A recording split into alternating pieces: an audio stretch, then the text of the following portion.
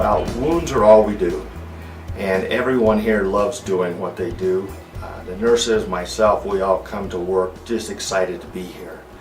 But because we are a wound center, we have all the instruments we need to take care of almost any condition when people walk in the door. We have also all of these very specific dressings that we can use that are available to any physician, but the cost of carrying those supplies limits their ability to do so. However, because we use them frequently, we have a variety of dressings and bandages that we can put on a patient.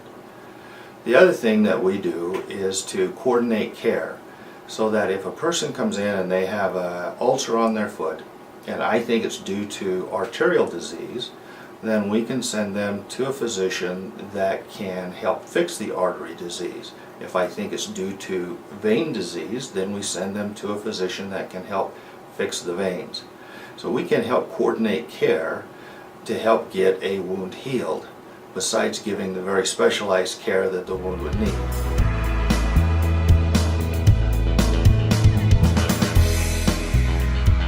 Wounds typically go through 4 phases of healing.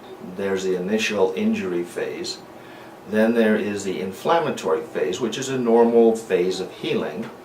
Then we go on to the healing or proliferative phase, and then the maturing phase, which is really the scarring phase and getting the skin back towards normal. Most chronic wounds get stuck in the inflammatory phase, and that's due to the fact that there are too many white blood cells in the wound. There may be an increased number of bacteria that are present even without a true infection. And then there's too much dead or dying tissue that doesn't allow the wound to heal.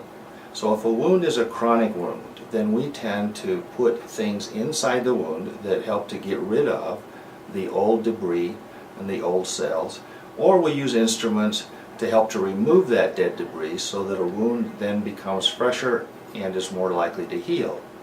Now, during that early phase, there are various products, all the way from honey to silver-containing products that we can put in that help accomplish the idea or the desire to get a wound from the inflammatory phase onto the healing or proliferative phase.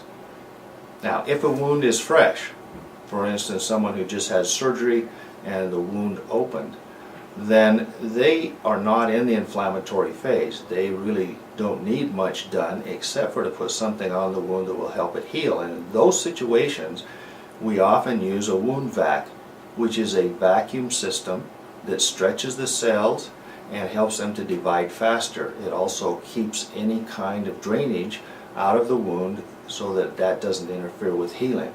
So depending on the type of a wound, we approach it in different ways, and that's the importance of the initial evaluation, is to decide which approach to take.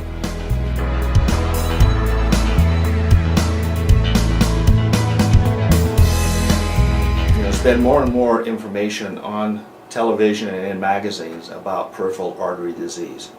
And it's told some symptoms that you need to look out for, such as pain in your legs when you're walking, or your legs going to sleep at night, or a change in color in your toes. But it never mentions in those ads how you get PAD evaluated.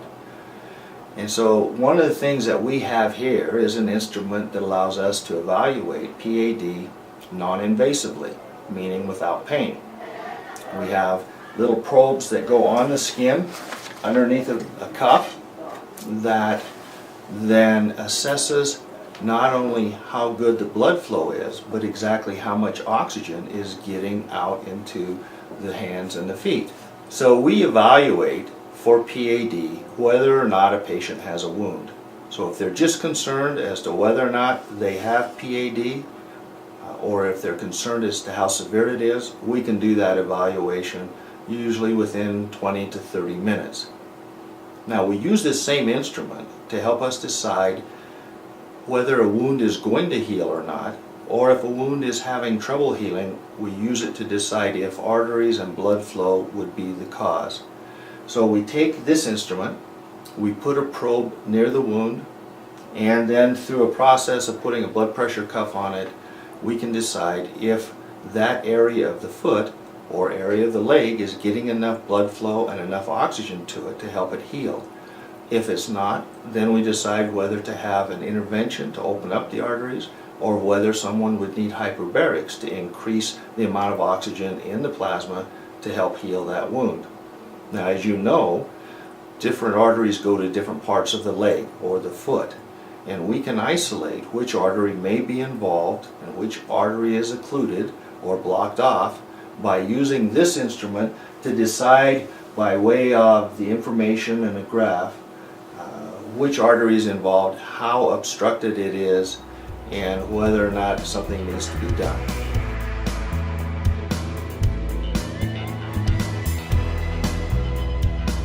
Two things we try to do, and one is to keep in contact with a specialist who is also treating the patient at the same time. But more important than that, we keep in contact with a referring physician so that we bring up to date the referring physician monthly. We send a letter out, we give them a call so that they know what's happening with their patient. And then when we get through and the wound is healed, we send them back to their physician to continue their day-to-day and ongoing care.